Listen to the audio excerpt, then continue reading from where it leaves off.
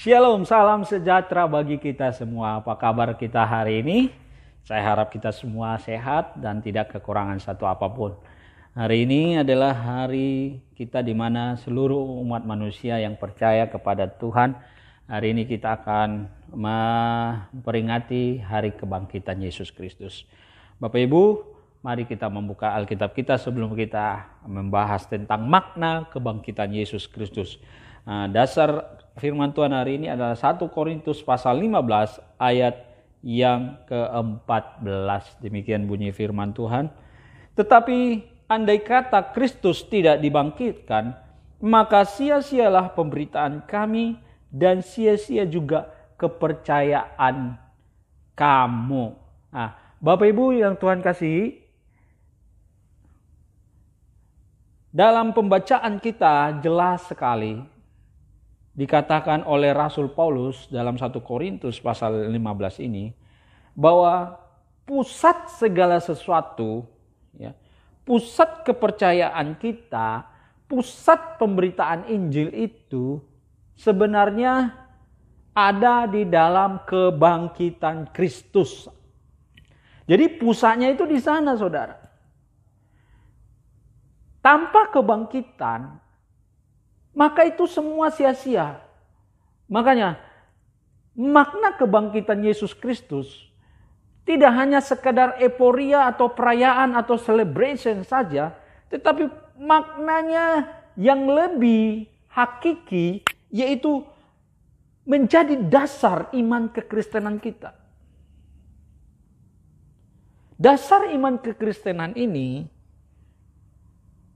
yang dititik beratkan oleh Rasul Paulus di dalam 1 Korintus pasal 15 ini. Jadi kebangkitan Kristus itu menegaskan kepada kita, jika Kristus tidak dibangkitkan, sia-sialah segala sesuatunya. Paulus mengatakan sia-sialah pemberitaan Injil oleh para rasul, oleh penginjil-penginjil, oleh hamba-hamba Tuhan. Dan juga sia-sialah iman kita.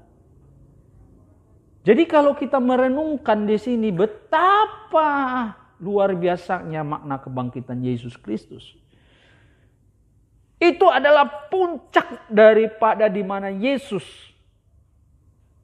melakukan segala sesuatu tugas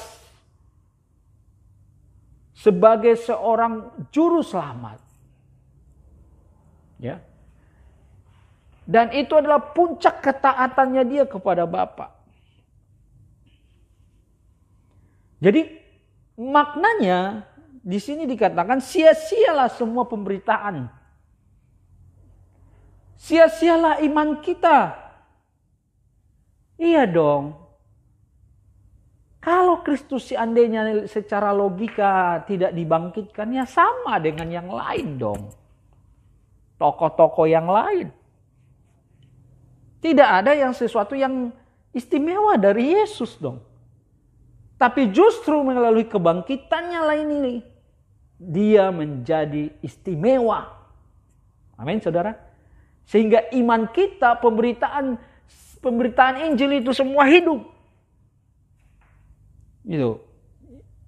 Kemudian kalau tanpa kebangkitan, saudara, kita masih tetap tinggal di dalam dosa. Ini yang perlu kita sadari. Jadi Yesus mati di kayu salib dan dia bangkit pada hari yang ketiga yang hari ini kita rayakan.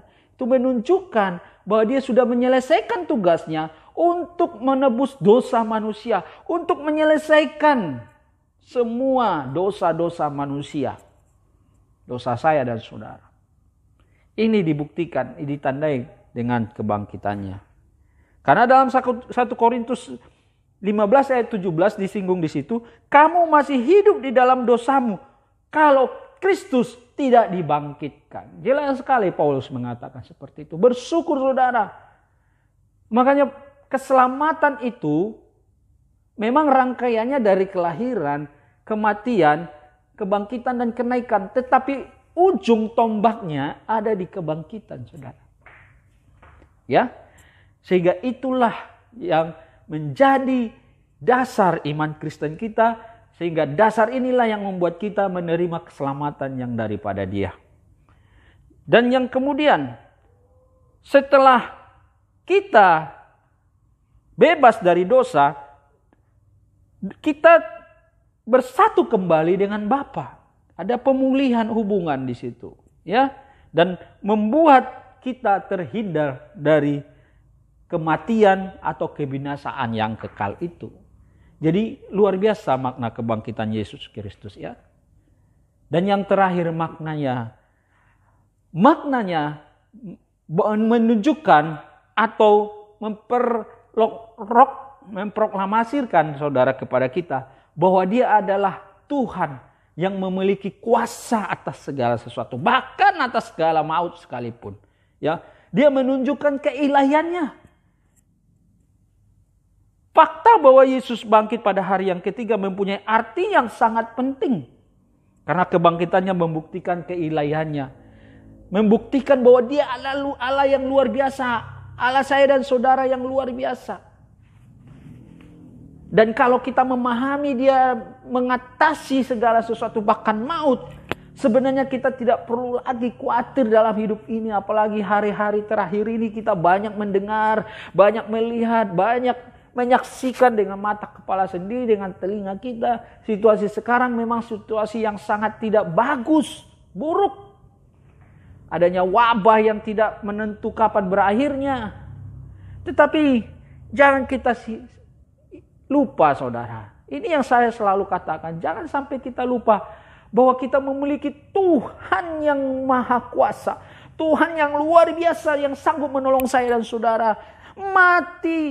Kematian saja saudara Dia udah bisa taklukkan, apalagi yang lain.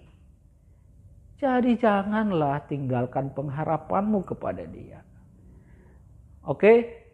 Biarlah melalui renungan singkat ini kita terus makin mencintai Dia, makin mengasihi Dia, makin taat kepada Dia. Oleh karena kebangkitannya, Dia membuktikan Dia adalah Tuhan yang luar biasa, yang sudah menebus dosa saya dan saudara, yang sudah memberikan kekuatan baru kepada kita. Dan kekuatan baru itulah yang akan memampukan kita untuk melewati segala zaman, terlebih yang terjadi saat ini. Oke, maju terus bersama Tuhan. Ingat, Dia lahir, Dia mati, Dia bangkit, nanti Dia naik. Bahwa Dia Tuhan yang selalu menyertai. Walaupun Dia naik, nanti Dia naik, tetapi Dia menurunkan kuasa Roh Kudus-Nya untuk saya dan saudara, untuk kita semua, sehingga kita tidak sendirian. Ingat, Tuhan sudah menyiapkan satu tempat bagi kita. Jangan takut, Tuhan pasti menyertai kita semua. Shalom. Terima kasih, Tuhan Yesus memberkati kita. Haleluya. Amin.